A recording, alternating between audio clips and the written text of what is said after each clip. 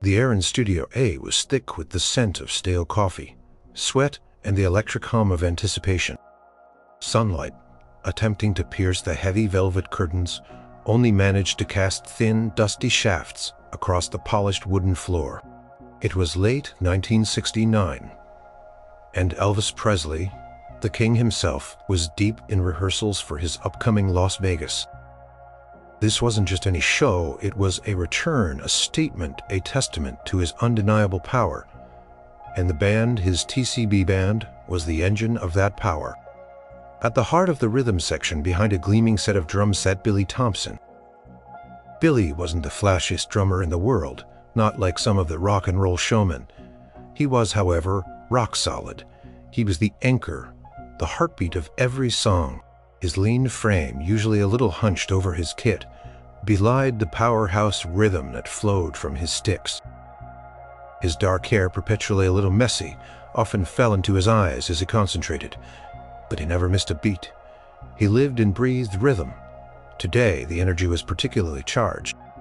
They were running through Suspicious Minds, a new song that was rapidly climbing the charts. It was a demanding tune, full of tempo changes, intricate fills, and a driving beat that required absolute precision. Elvis, clad in a loose, open-necked shirt and dark trousers, moved with a restless grace at the microphone, his voice a powerful instrument that filled every corner of the room. He wasn't just singing, he was performing, even in rehearsal. His eyes, sharp and intense, darted between the musicians, pushing them, encouraging them, ensuring they were all connected.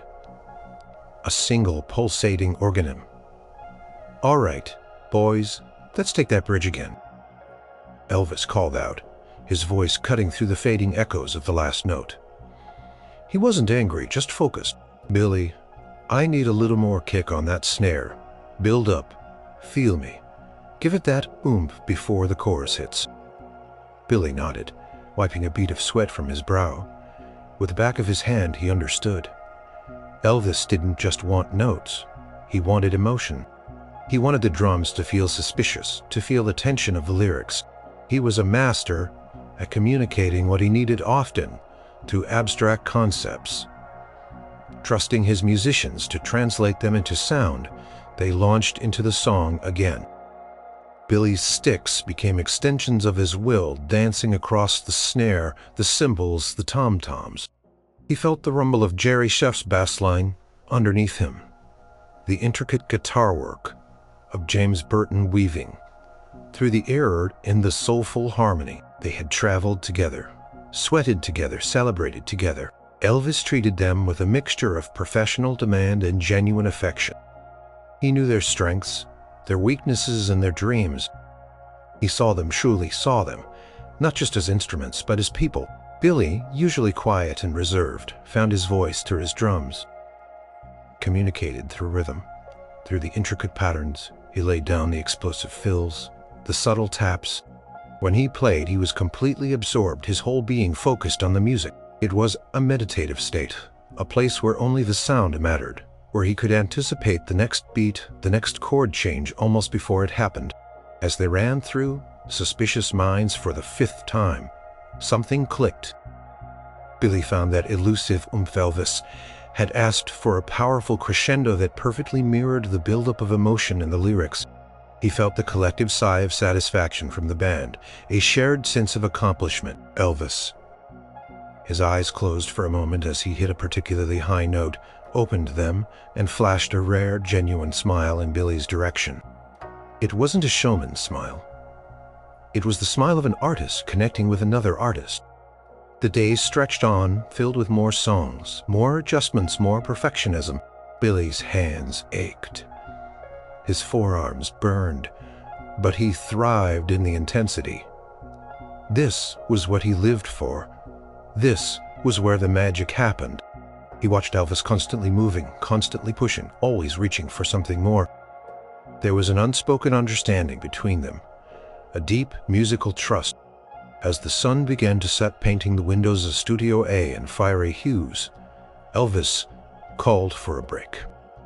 The air immediately lightened as the band members stretched, grabbed water and chatted amongst themselves. Billy leaned back, resting his weary but satisfied arms. He watched Elvis, who was now laughing easily with James Burton, discussing a guitar riff. Elvis glanced over, catching Billy's eye. A mischievous glint appeared in the king's famous blue eyes. Billy had no idea that this seemingly ordinary moment, this shared glance across a studio floor, was about to lead to the most extraordinary challenge of his life. Challenge that would redefine his limits, strengthen his resolve, and forever deepen the already powerful bond between the king and his loyal drummer. The rhythm section was solid, but Elvis, it seemed, was about to test its very foundation.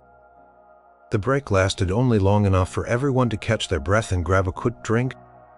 The air conditioning hummed a gentle counterpoint to the buzzing conversations. Elvis walked over to the drum kit, leaning casually against a cymbal stand, his gaze fixed on Billy.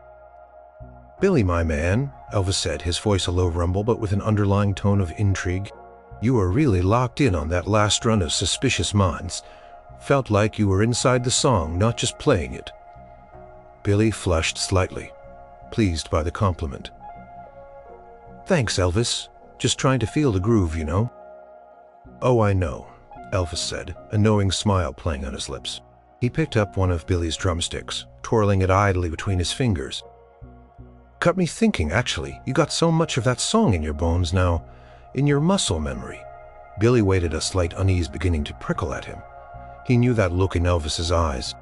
It was the look of a man about to propose something unexpected, something that might push boundaries.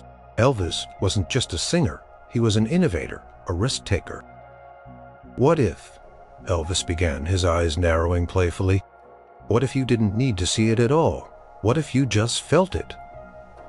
Billy frowned. Confused? "Didn't need to see what, Elvis?" Elvis paused, letting the silence hang in the air, amplifying the weight of his next words. He pointed the drumstick at Billy. "What if you played an entire song, start to finish, with your eyes closed?" The words landed like a dropped cymbal in the suddenly quiet room. Billy stared at Elvis, his mouth slightly agape. Casual chatter amongst the other band members had died down. They had heard Elvis's suggestion, and a collective intake of breath could almost be felt. James Burton, who had been tuning his guitar, stopped mid-strum. Jerry Sheff, leaning against his bass amp, pushed himself upright, his eyes wide, eyes closed. Billy finally managed the words, sounding foreign even to his own ears. He tried to laugh, but it came out as a nervous cough. "You kidding, right, boss?" Elvis just grinned, a full, dazzling smile that showed he was absolutely serious. "Nope. Dead serious, Billy. An entire song from the first beat to the final cymbal crash. Eyes closed. No peeking, no cracks, just pure feeling." Billy felt a knot tighten in his stomach. Playing drums was an intricate dance between sight, sound, and touch.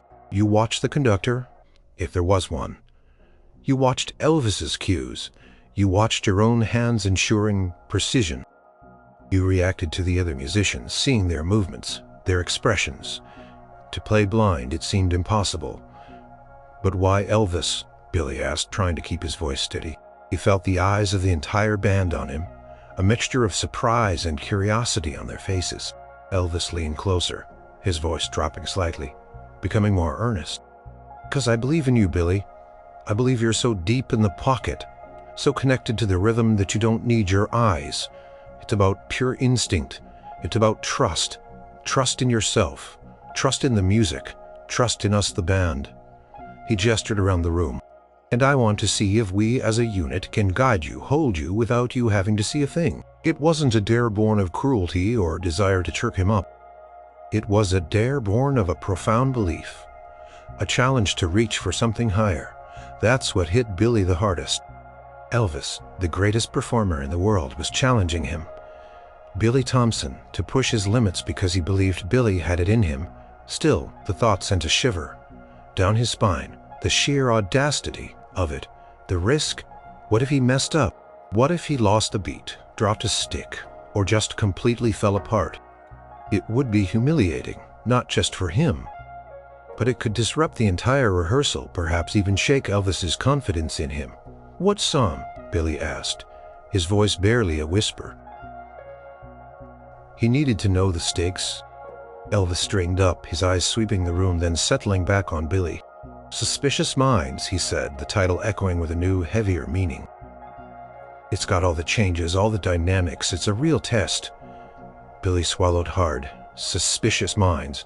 A challenging song. Even with his eyes wide open, he could feel his heart hammering against his ribs. Every fiber of his being screamed that it was insane, impossible. But another part, a smaller, more defiant voice whispered, "What if the silence in the studio stretched thick and heavy?" The other band members watched, their expressions unreadable. They knew the unspoken rules of working with Elvis. When he challenged you, it was an invitation to greatness. "Well," Elvis prompted, a glimmer of expectation in his eyes. He wasn't pressuring, but he wasn't backing down either. He was simply waiting. Billy looked down at his sticks, then at the intricate setup of his drums, then at his hands, which suddenly felt clumsy and unsure. He imagined the darkness, the isolation, relying only on the sounds and the feel of the vibrations. It was terrifying. But then, he looked at Elvis again.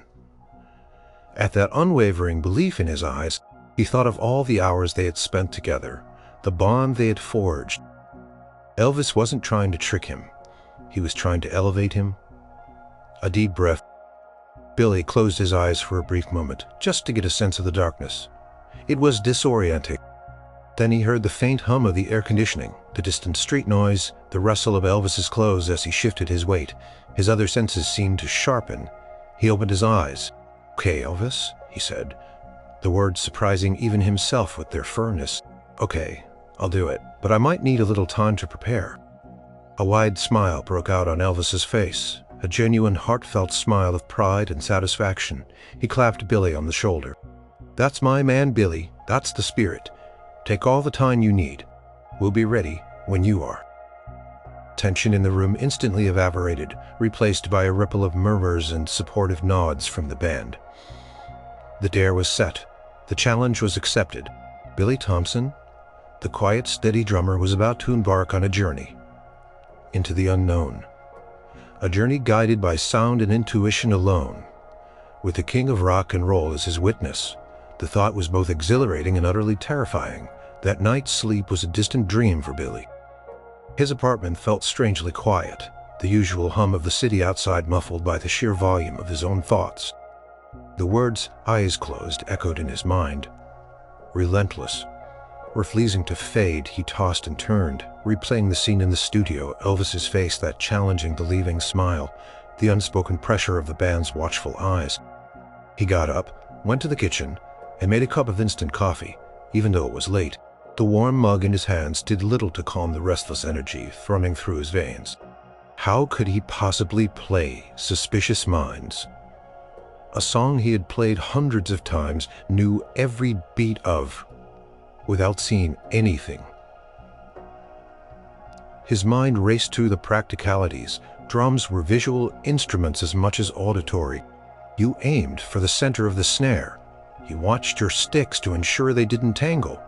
You saw the cymbals as you hit them to gauge the force. How would he know where his hands were? How would he keep time without seeing Elvis's subtle cues or the movement of Jerry's bass neck or James's fingers on the fretboard? Self-doubt began to creep in, cold and insidious. What if he failed spectacularly? What if he made a fool of himself? Pictured the scenario: sticks flailing, hitting rims instead of skins, cymbals clattering off beat, the whole song collapsing into a messy pile of noise. And all of it live in front of Elvis, the band, and perhaps even some of Elvis's entourage. The humiliation would be unbearable. Elvis had placed so much trust in him, he couldn't let him down. Then he remembered Elvis's words. It's about pure instinct. It's about trust. Trust in yourself, trust in the music, trust in us, the band. That was the key. Elvis wasn't asking him to be a machine. He was asking him to be completely present, completely feeling the music. He walked over to his small practice kit set up in the corner of his living room. He sat down, picked up his sticks, and for a moment just held them. He closed his eyes. Darkness. He extended his hands, trying to locate the snare drum. His right stick brushed against the rim, then found the center. He tapped it. The sound was flat, uncertain. He tried to hit the hi-hat, then the bass drum pedal. Everything felt clumsy, disjointed. He was a professional. More than that, he was loyal. And Elvis believed in him. That belief, that unshakable faith from the king himself, was a powerful motivator. He remembered a conversation he'd once had with Jerry Scheff, the bassist. Jerry had talked about how much of their playing was subconscious, how, after thousands of hours, the instruments became extensions of their bodies. "It's not just about what you see, Billy," Jerry had said. "It's about what you feel, the vibration through the floor, the pressure of the air from the amps, the rhythm in your gut." Billy began to think about it differently. What if he didn't need his eyes? What if he already knew the distances, the angles, the muscle movement so intimately that sight was just a crutch? Played Suspicious Minds so often he could probably hum every single note, every drum fill, every cymbal crash in his sleep. His hands knew the patterns. He would try, he would dedicate himself to this challenge. It wouldn't be just for Elvis or for the band. It would be for him, for Elvis, or for the band. To prove his own limits, to push past what he thought was possible, he closed his eyes again. This time, instead of focusing on the emptiness of the darkness, he focused on the sensation of the sticks in his hands. He felt the weight, the balance. He imagined the drums not as objects to be seen, but as targets to be felt. He began to tap slowly, deliberately, snare, hi-hat, bass. He listened intently. He heard the slight variations in tone when his stick hit slightly off-center. He adjusted. He began to internalize the geography of his drum kit. Each drum, each cymbal, a known location in his internal map. He lay back down in bed as dawn approached, a new kind of exhaustion settling over him, mental fatigue. Not just physical, but alongside it. A flicker of excitement. This wasn't just a dare, it was an exploration. Chance to delve deeper into his own connection with music, to truly become one with his instrument. The stakes were high, but the potential reward felt even higher. If he could do this truly, play an entire song blind, it would be more than just a trick. It would be a profound statement about intuition, about trust, about the invisible threads that bound into the music, and to the band, and to Elvis. He would not just be playing notes, he would be being the song. Closed his eyes, and this time, instead of panic, he began to visualize the rhythm, feeling it deep in his bones, ready to take on the impossible. The dare had transformed from a burden into a compelling quest. The next few days were a blur of intense solitary practice for Billy. He arrived at the studio early before the rest of the band, and stayed late long after they'd packed up. He found a quiet corner in the large rehearsal space, setting up a single snare drum and a hi-hat stand. He didn't want the full kit distracting him at first. His initial attempts were humbling. With his eyes closed, hitting the center of his snare consistently felt like trying to thread a needle in the dark. His sticks clacked against the rim or missed entirely. His timing, usually impeccable, faltered, without the visual cues of his own hands or the rhythmic bob of his head, in sync with the beat. It was frustrating, maddening even. But Billy was stubborn. He'd tap them together, listen to the precise sound, feel the slight vibration up his arms, then he'd slowly bring one stick down towards the snare, feeling for the drumhead, listening for the subtle change in air pressure as it neared the surface. He focused on his other senses. Sound, of course, was paramount. He listened to the quality of each strike, the resonance, the attack, but he also focused on touch, the feel of the drumstick in his grip, the texture of the stick wrapping, the smooth, cool surface of the drumhead. He began to learn the exact distance his arm needed to travel, the precise arc of his wrist. He started playing simple patterns with his eyes closed. A basic rock beat. Boom-cha, boom-cha. He'd play it over and over, concentrating on keeping perfect time, on hitting the snare dead center every single time.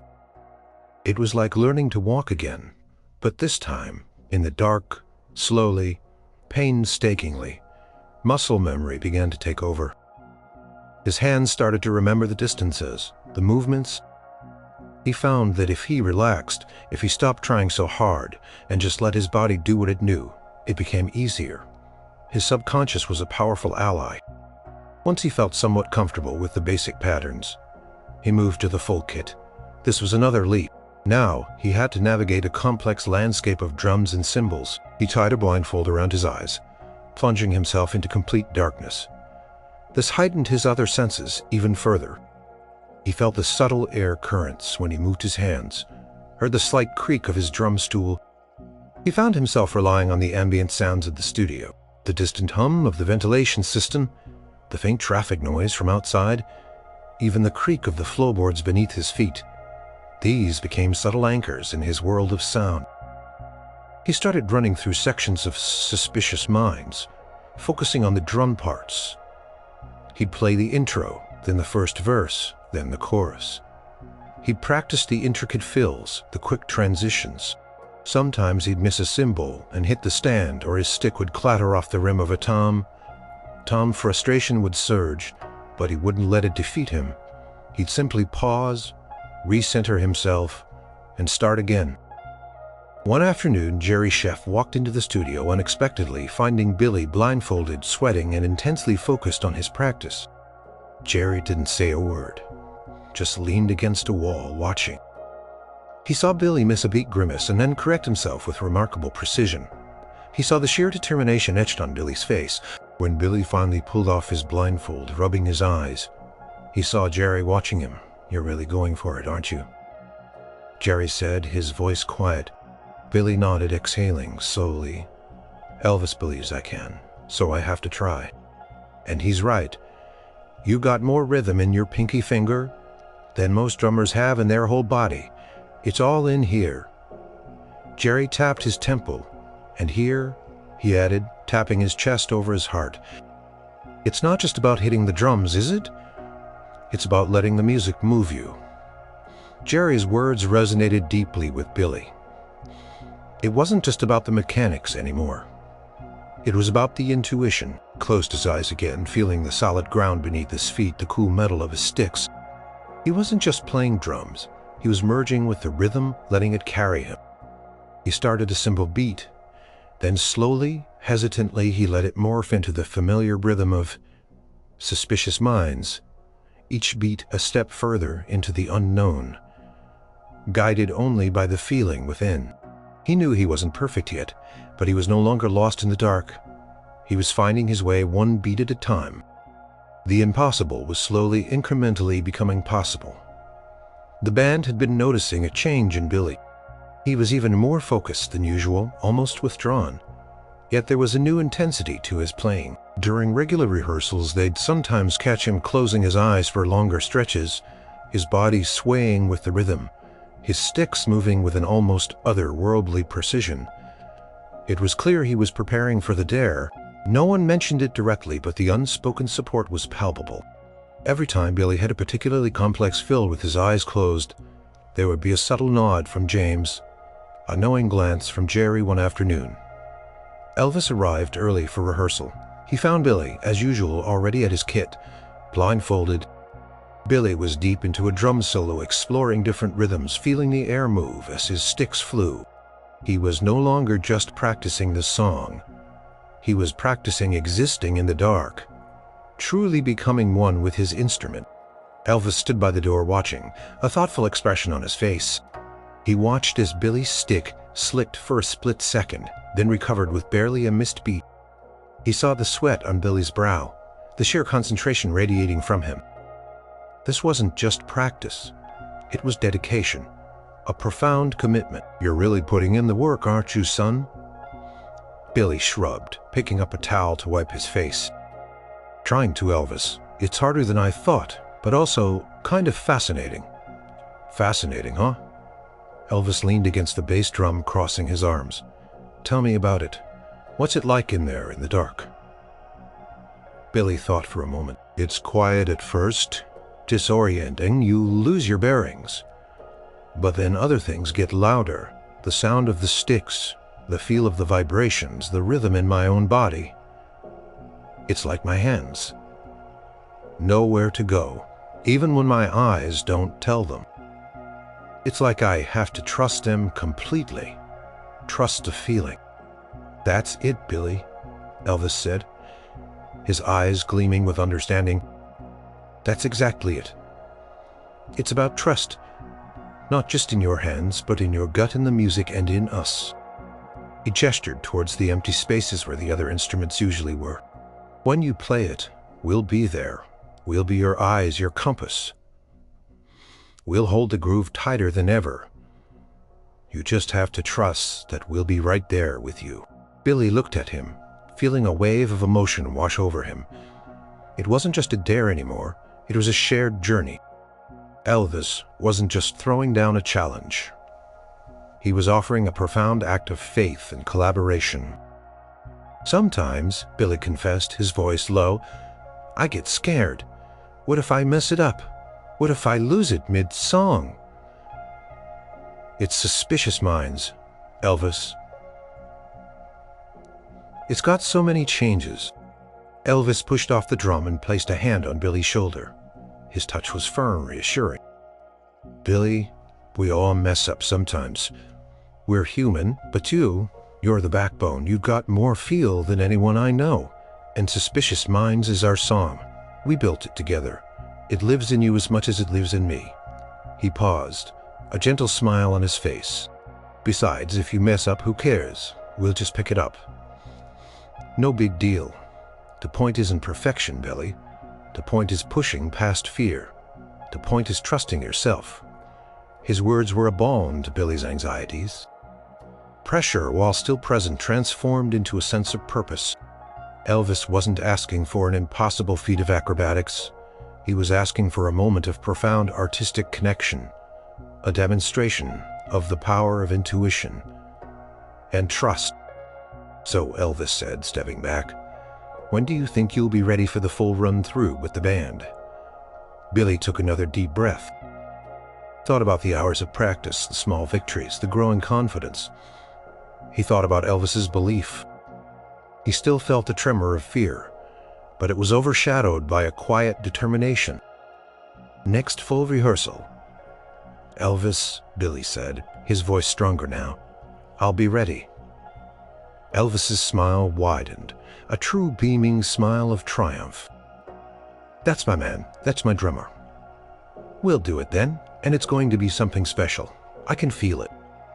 As Elvis walked away to grab a coffee, Billy sat back at his kit, feeling a renewed sense of calm. The weight of the challenge was still there, but it was no longer a crushing burden. It was an exhilarating possibility. Closed his eyes once more, and this time, as he imagined Suspicious Minds, he didn't just hear the drums. He heard the whole band in perfect sync, a cohesive unit playing not just with their eyes but with their hearts, guided by an invisible thread of trust. And he, Billy Thompson, would be at the very center of that rhythm, leading them all into the glorious unseen groove. The next full band rehearsal arrived with a crackle of anticipation that was almost visible in the air. The usual easy banter was subdued, replaced by an underlying hum of nervousness and excitement. Everyone knew what was scheduled for today. Billy's attempt to play Suspicious Minds. Blind Elvis was, as always, the center of the storm. He walked in his presence, immediately filling the room. But today he seemed a little more subdued, a little more focused. He greeted each band member. A quick handshake for some, a nod and a serious look for others. When his eyes met Billy's, there was no need for words, just a shared understanding, a silent acknowledgement of the challenge ahead. Billy felt a strange mix of calm and impending doom. He'd slept better the night before, having found a quiet confidence in his rigorous practice. He'd visualized the song hundreds of times, feeling every beat, every fill. But now, seeing the full band, the microphones, the familiar setup of the studio, the reality of it settled in. This wasn't a solitary practice anymore. This was a performance, even if it was just for the band. The other band members seemed to sense his internal state. James Burton gave him a reassuring thumbs up from across the room. Jerry Sheff walked over, his bass slung low. "Remember what we talked about, brother," Jerry said, his voice quiet. "Feel it, let the groove carry you." Ron Tutt, the other drummer, who sometimes played with the TCB Band, depending on the arrangement, though for this specific challenge, Billy would be the focus, also gave him a supportive nod. "You got this, Billy. Just breathe." Elvis finally stepped to the microphone. "Let's warm up with a couple of numbers. Get loose then. We're going to try something special." He didn't need to specify what. Everyone knew. "Billy, whenever you're ready, son." Billy took a deep breath. He glanced around the room. All eyes were on him. He saw the expectation, the trust, the quiet support. He reached into his drum bag and pulled out the simple black blindfold he'd been using for his practice sessions. He took another deep breath, letting the air slowly out. "All right," Billy said, his voice a little hoarse but steady. He tied the blindfold around his head. Darkness enveloped him. It was an immediate, profound shift. The visual cues vanished. The bright lights of the studio, the faces of his bandmates, the gleam of his cymbals, all gone. He felt a sudden surge of vulnerability, a moment of pure, unadulterated fear. His heart pounded. What if? But then he remembered Jerry's words and Elvis's feel-it trust. He focused on the familiar textures around him, the smooth, cool plastic of his sticks, the rough fabric of his pants, the solid, grounding feel of the drum stool beneath him. He adjusted himself on the stool, centering his body. He knew where everything was on his kit. He had practiced this relentlessly. He could hear the quiet shuffling of the other band members preparing their instruments. He felt the gentle hum of the studio's electronics, a subtle vibration through the floor. He focused on his breathing, slowing it down, trying to find his internal rhythm. "Ready, Billy?" Elvis's voice came through the darkness, calm and steady. "Ready, Elvis," Billy replied, his voice gaining strength. He heard the subtle click of a guitar pick, the soft rustle of a bass string. He felt the air shift as Elvis moved closer to the microphone. He waited, his entire being tuned into the soundscape around him. Then he heard the first unmistakable chords of "Suspicious Minds." James Burton's iconic guitar intro, followed by Jerry's rumbling bass line. It was his cue. He raised his sticks poised. The music was already there, swirling around him, waiting for him to join. He wasn't playing to the music. He was becoming part of it. His right foot found the bass drum pedal. His left stick found the hi-hat. He felt the rhythm surge through him, no longer needing his eyes to guide him. He was ready to play. The ultimate test of intuition and trust was about to begin. The opening chords of "Suspicious Minds" filled the studio, a familiar comfort and a terrifying signal. James Burton's guitar riff was clean and precise, followed by Jerry Sheff's deep, resonant bass line. Billy felt the rhythm instantly, an almost physical pull. He had practiced this moment hundreds of times in his mind, but the live sound with the full band was something else. Entirely, it was a living, breathing entity. His foot found the bass drum pedal with instinctual ease. His left stick connected with the hi-hat, laying down the driving, insistent beat. Tick, tick, tick. Then the snare perfectly centered. He was in.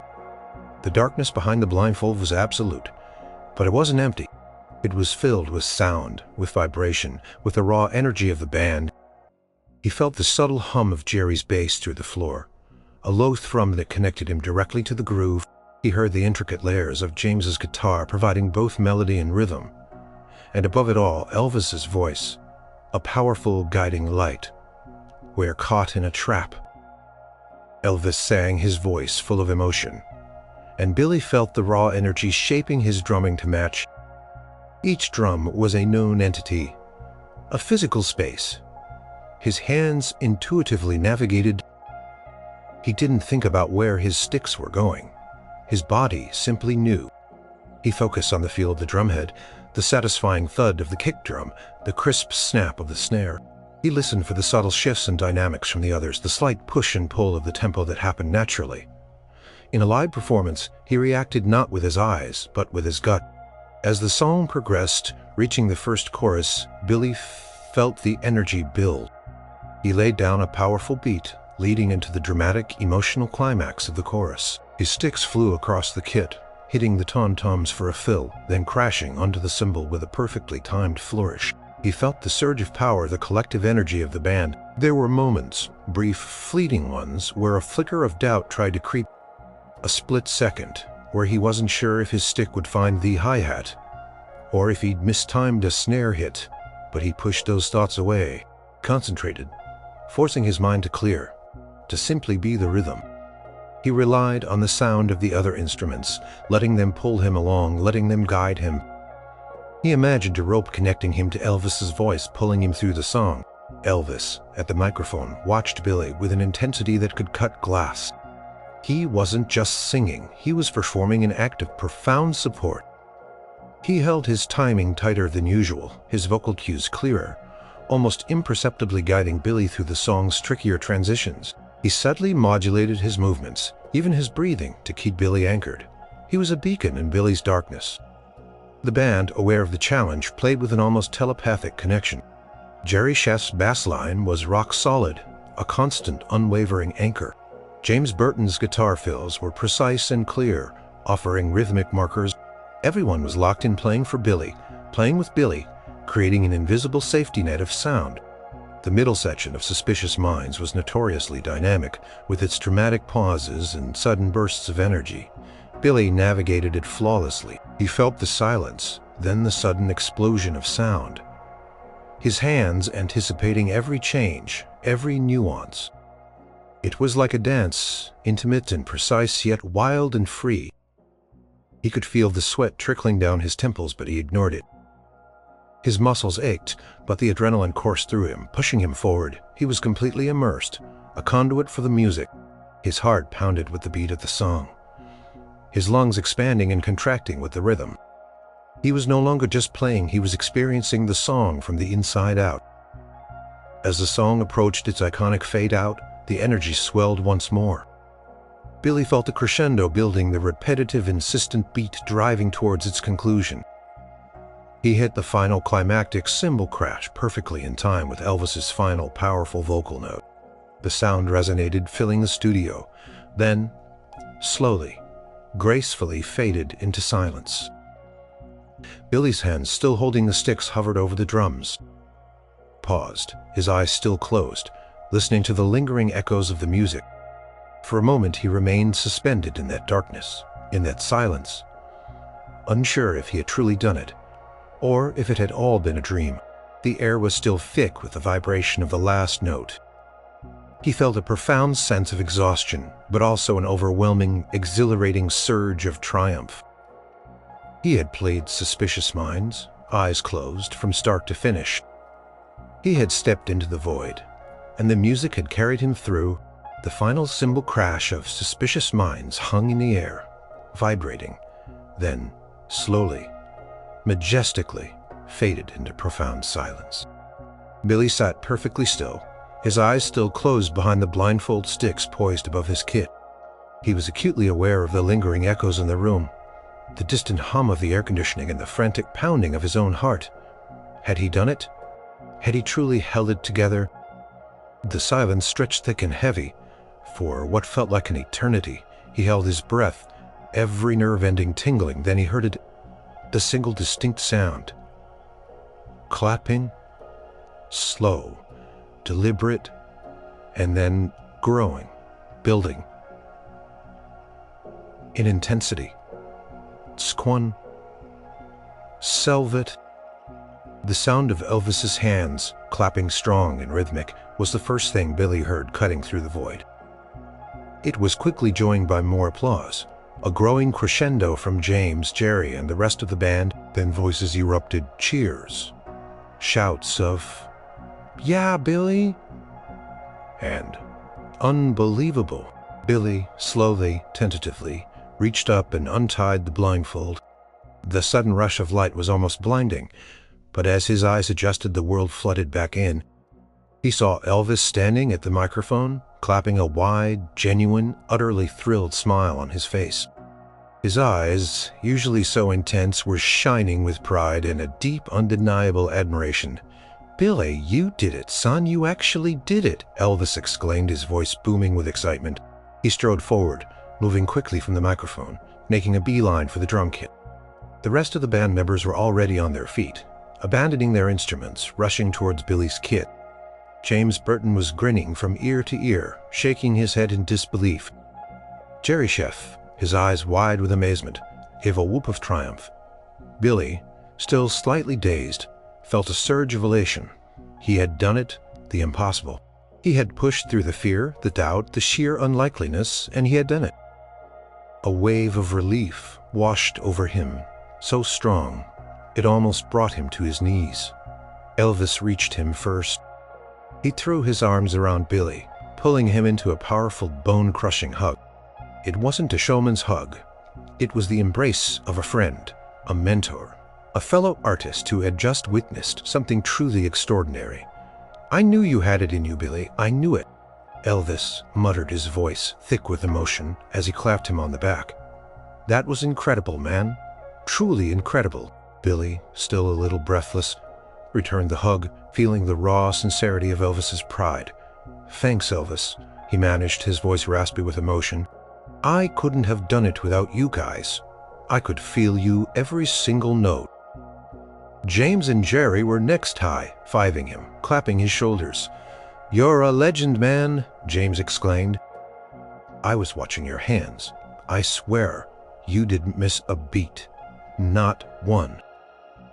"That was pure magic, Billy," Jerry added, his voice filled with awe. "Pure instinct. You were locked in. We were locked in." The studio was alive with chatter, with celebratory energy. Tension that had hung in the air for days, for weeks, had completely dissipated, replaced by a joyful release. They hadn't just played a song, they had shared a profound experience. Billy looked at his hands, still trembling slightly, then back at his drum kit, which now seemed to glow with a new significance. He had pushed past his perceived limits, and in doing so had discovered a new depth to his own ability, and a deeper connection to the music itself. He had always been a solid drummer, but now he felt like he had truly become an extension of the rhythm, an embodiment of the groove. Elvis, still beaming, pulled back slightly, his hand resting on Billy's shoulder. His gaze was soft, filled with respect. "This, Billy," he said, his voice dropping to a more intimate tone, "this is what it's all about. Trust, belief, pushing past what you think you can do. You just showed us all something important." Billy nodded, unable to speak. The roar of silence had given way to the roar of admiration, and it was the sweetest sound he had ever heard. He knew in that moment that this wasn't just a successful dare. It was a turning point, a moment that would forever bind him closer to Elvis and to the remarkable journey they were all on together. King had dared, and his drummer had not only delivered, but had soared beyond all expectations. Triumph of Billy's blind performance echoed through the studio for days, then weeks. It wasn't something they bragged about publicly, not a stunt for the press, but it became a sacred shared memory among the TCB Band and Elvis. It was their secret, a testament to their unique bond and the profound trust they shared for Billy. The impact was immediate and profound. The moment he'd ripped off that blindfold and seen Elvis's beaming face, the world had seemed to shift on its axis. He felt a newfound confidence, not just as a drummer, but as a person. The anxieties that had plagued him, the fear of failure, the quiet self-doubt, had largely evaporated. He had faced his greatest musical fear, and he had conquered it.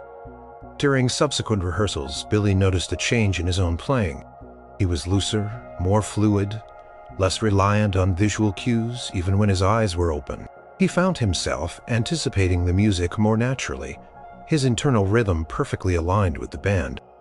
He could feel the music deeper in his bones, understanding the subtle nuances of each note, each chord change. His drumming became more intuitive, more expressive.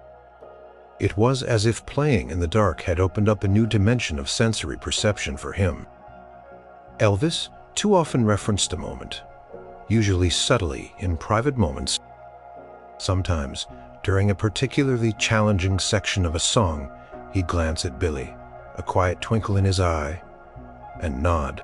It was his way of saying, "Remember that. Remember what you're capable of." Other times he'd simply smile, a knowing, almost conspiratorial smile that spoke volumes. The incident became a legend. Within the band, over drinks after a long rehearsal or during late-night talks on the road, someone would inevitably bring it up. "Remember when Billy played Suspicious Minds with his eyes closed?" And then the stories would start, each band member recounting their own perspective of that astonishing moment. They'd talk about the silence after the last note, Elvis's reaction, the sheer audacity of it all. It wasn't just a dare, it was a cornerstone of their shared history. It solidified the idea that they weren't just a collection of incredibly talented musicians. They were a family that challenged each other, supported each other, and believed in each other, even when the task seemed impossible. Elvis's dare hadn't been about proving Billy's weakness. It had been about revealing his strength and, by extension, the strength of their collective unity. The heartwarming aspect of the story lay in that deep well of trust. Elvis the King put his faith in his drummer, not just for a show, but for a fundamental artistic experiment. And Billy, the quiet, dedicated professional, rose to the occasion, not just out of obligation, but out of a desire to honor that trust and to discover something new within himself. There was a particular performance in Las Vegas a few months after the dare. They were playing Suspicious Minds, and the energy in the room was electric. Billy was playing his heart out, every beat precise, every fill. Midway through the song, during a particularly intense drum break, Elvis, caught up in the moment, stepped back from the microphone and looked directly at Billy. He closed his own eyes for a brief moment, a fleeting gesture only Billy would understand. It was a silent nod, a powerful acknowledgement of that day in the studio, a shared secret between king and drummer. Billy felt a rush of warmth. In that packed arena, under the bright lights with thousands of screaming fans, that small private moment created a connection that transcended the performance. It was a reminder that their music wasn't just about entertainment. It was about connection, about pushing limits, about the pure, raw emotion of shared artistry. That dare, that single audacious challenge had become so much more than just playing a song blind. It was a symbol of what they could achieve together, a reminder that true greatness wasn't just about individual talent, but about the profound synergy that could exist when people believed in each other, without reservation. It was a testament to the magic that happened when Elvis Presley dared his drummer to do the impossible, and his drummer, with unshakable faith and a fierce heart, delivered. Years passed.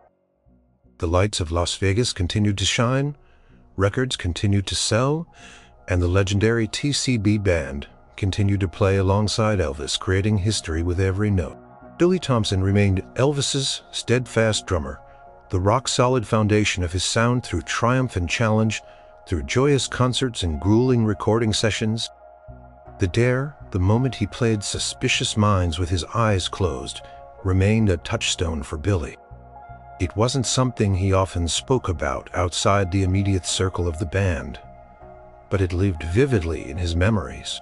Sometimes, during a quiet moment, backstaged or on a long bus ride, he'd close his eyes and revisit that particular performance, feeling the darkness, the heightened senses, the sheer concentration.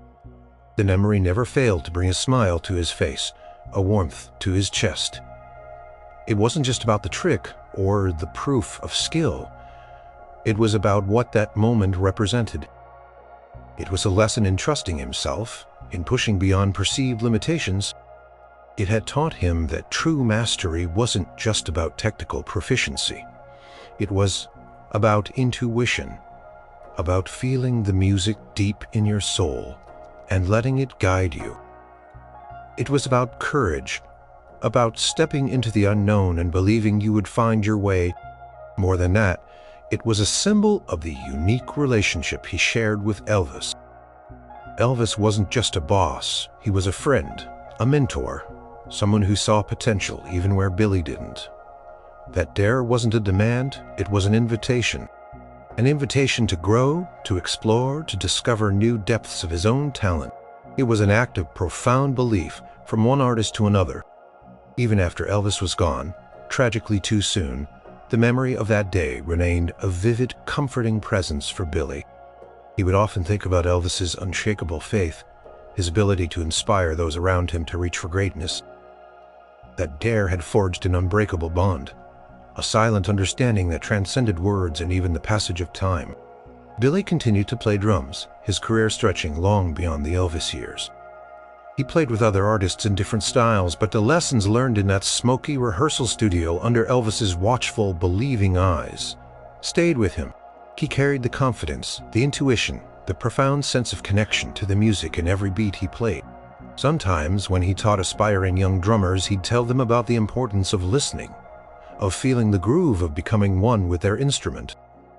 And sometimes he'd share a glimpse of that story, not in boast, but as an illustration of what's possible when you truly trust your instincts. He wouldn't mention Elvis by name initially, letting the story stand on its own. But the message was clear. Music was more than just notes. It was about heart, about soul, about an invisible connection that transcended sight. He would remember the roar of silence after the last cymbal crash, followed by the sound of Elvis's clapping, the genuine, unbridled joy on his face. He remembered the feeling of that powerful hug, the camaraderie, the shared triumph. It was a memory that warmed him from the inside out, a reminder of a truly special time with a truly special person. The daring spirit of Elvis, the quiet determination of Billy, and the enduring power of their shared love for music had created a moment that would forever echo. In the annals of rock and roll, a heartwarming testament to trust, belief, and the extraordinaires. It was more than just a dare. It was a symphony of a bond that time could never diminish.